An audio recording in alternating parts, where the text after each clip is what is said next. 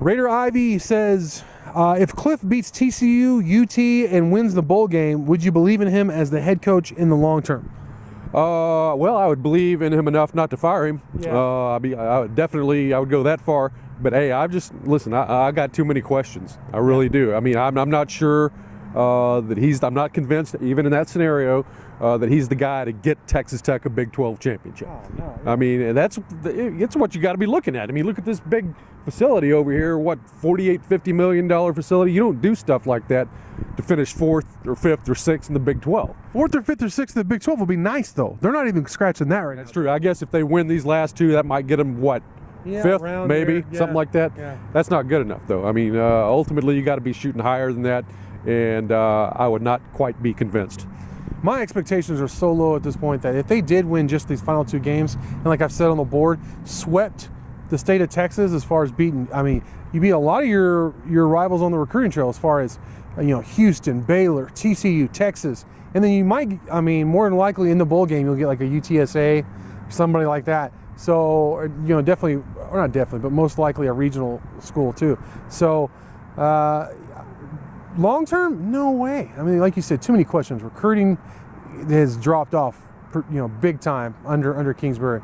Attrition's been a very bad problem, which I've detailed. In-game decisions. I mean, come on, we just detailed it earlier in this mailbag. Horrid. 1-26 when trailing after halftime. Horrible here at the Jones. His Big 12 record is like 14-26 or 15-26, something like that. By every metric, no. Not beating a ranked team since Arizona State in his first season. Yeah, that was the Holiday Bowl, right? And that was basically that was Tuberville's team, basically. His players. Tuberville's team, and then also, and I don't want to quantify it too much, but it was obvious that Arizona State was like, meh about being in that bowl game too. So, but you did win that game, so you're right. That was a long time ago. North Texas Raider. This is kind of a long question. I'll paraphrase. Basically says, if Kingsbury's not Tech's coach next year, do we see him taking another job or perhaps getting into broadcasting? He, goes on to say basically that you could see it's taking a toll on him. He doesn't seem to be having any joy. He's not having any fun like he did the first couple years when he first got here. I would agree with that. You could see that. I think especially I'm sure you see it on Sundays big time, Mighty Joe, when you go to those availabilities. But you see it during the season where, and I'm sure it does a lot of coaches, but with Kingsbury, it takes a big toll on him. You know what I mean? Like you can see is physically, where in the off season he is kind of exuberant and, happy-go-lucky in a way. And he's just not during the season. He's just beat down. You could tell it. Yeah, I agree with that. But, I think he probably is a guy who still really loves to his designing plays and calling plays. Yeah. He really, that's the one thing, those are the two things about coaching that he really, really loves. And he does those things well enough that he could probably get a nice high-paying gig somewhere else doing that. Yeah. Whether as a quarterback coach, more likely an offensive coordinator at some level. And I think he would probably stick with that. I mean, as much as this is debilitating, you look at the stress and the toll that it takes.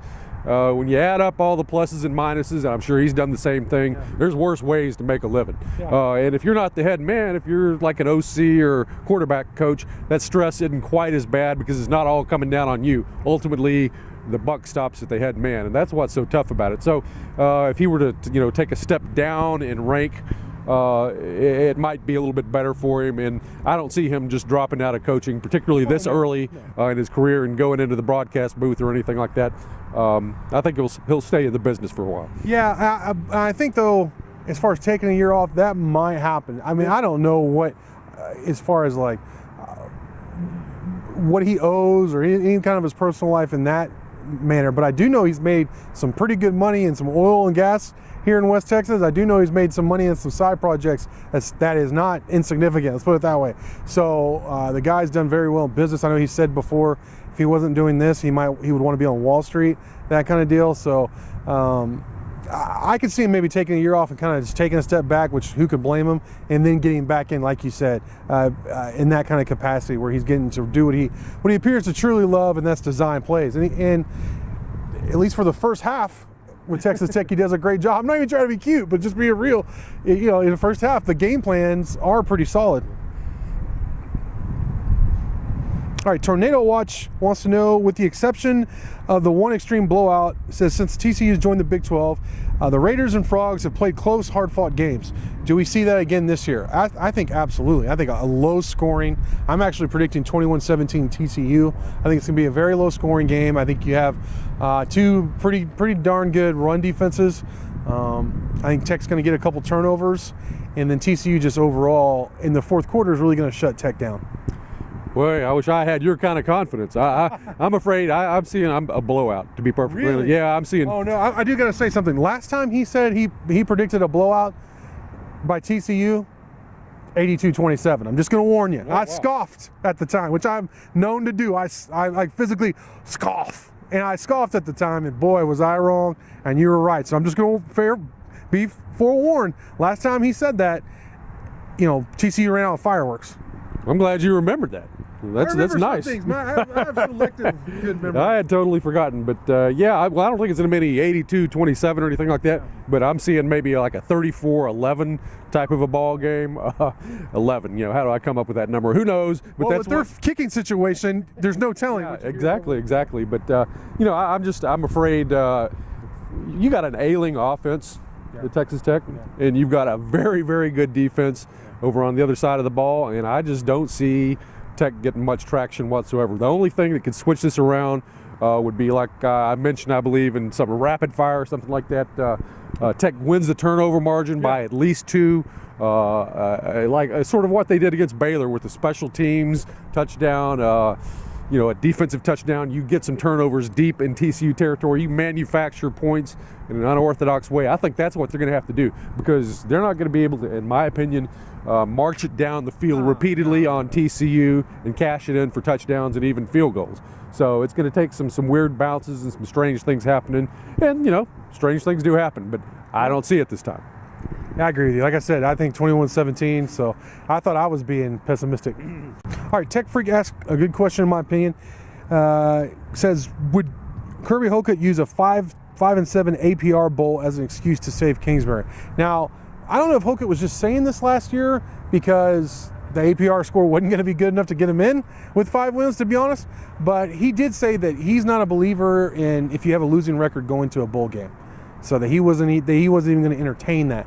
Now, I don't know if he's still going to be singing the same tune, since Tech's APR may be better. Now, APR goes back several years, so it's not like it's just this year that would be judged against them. So, and when we start talking about math, my head starts swimming. So, but I don't think so. But at this point, the way things have gone with Kingsbury and the football program and all the crazy things that I always hear nowadays, I wouldn't be. It'd be hard for me to be surprised by anything. I say that, and then something will shock me. But at this point, it's become very hard for me to be shocked by too much with this football program. Yeah. Now the question was, would he go into a bowl through this method to keep Kingsbury around? Right. Yeah. Okay. Yeah, that's what I thought. You know, I think there would be a palace coup against Kirby Hocutt. I'm serious. If he attempted to do that, I believe at 5-7, there's nothing to keep him here. You know, you can't. I mean, you can try, you can massage it, you can use all the athletic director speak you want, but nobody's buying it at that point. 5-7 after all these years is not good enough, and I believe there is no chance whatsoever. I think he's gone. I don't even think that's what my point was. I don't even think they would go after a bowl game necessarily, even if they were eligible. So I would hope not.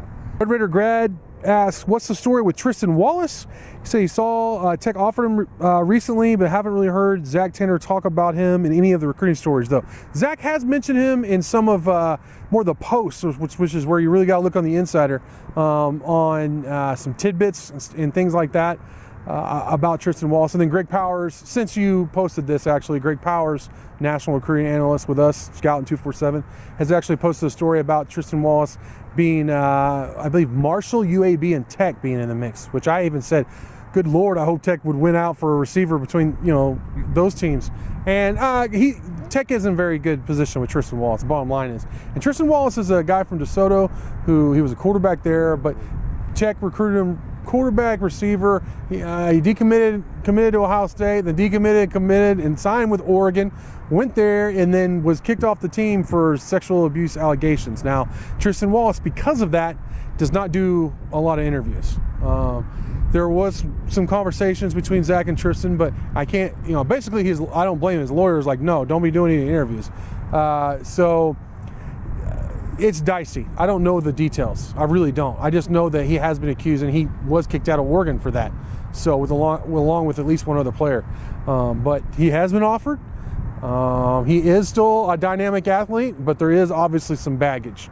That's the extent of what I know. But I will say you are in a good position with him, as you'd expect given your competition right now. All right, DL Vet says, how far behind Nick are the other quarterbacks in terms of readiness to play? Given how the season has gone, certainly gives concern to the QB situation for next year. Yeah, I'm not going to lie. I'm a little concerned about the quarterback situation. What do you think, Joe? Yeah, I mean, I think probably both. Well, I'd say I think McLean Carter right now is probably good enough to go that you could plug him in, and I don't think there would be a huge drop-off. Because, I mean, you got to have your second-string quarterback ready to go. Yeah. I mean, he's not getting the reps with the ones at all, probably. Right. But I think he would probably be okay to go. Now, as to whether either one of those guys is the answer for next year, now that's more of a question. I don't know. I haven't seen enough of either one of them. They've both got some things that we hear about that are in their favor to be good quarterbacks, but we just really don't know. We hear all the good things, but then the bottom line is, for me, I always look and see what they're actually doing, the acts, instead of like what coaches are saying. Yeah. And bottom line is, last I heard, Duffy wasn't battling for number 2 reps. Now that was solid. It's McLean Carter, he's number 2. And after that, if you know anything about really any football, but definitely college football, after your second team reps, it drops off to a large degree as far as the next quarterback. In fact, to that point, I know Kingsbury actually said that Duffy was splitting scout team reps with Colt Garrett. So he's closer to 3rd or 4th string. He's closer to 4th string than he is 2nd string right now. That's not good. Now, obviously, Duffy's missed a lot of time with his own sexual abuse allegations and his drama being away from the program. But that's not really what you want to hear. I don't know if they're just bringing him along slowly or what exactly the case is, but I do like McLean Carter. He seems better than what I was expecting as far as along this timeline. I think he's a little ahead, but he's still trying to catch up. Like he said last time I talked to him, like a month ago or so, he said everything is just so much more here, than what he's used to. More plays, the players are better. Just everything is so much more that it takes a while to catch up. So that's where you are with Carter. That's who I would guess would be your guy next year, I've gun to my head. But I'm not sure if he's the answer or not, compared to some of these other Big 12 quarterbacks that are going to be out there next year. So we'll just have to see. I guess it's better than nothing. You also have Alan Bowman probably coming in, and he'll be a midterm enrollee from Grapevine, your quarterback for the 2018 class. So you have to see how he mixes in there as well. So, all right, Joe, great stuff from you as always. Appreciate it. Thank you all for watching, and until next time.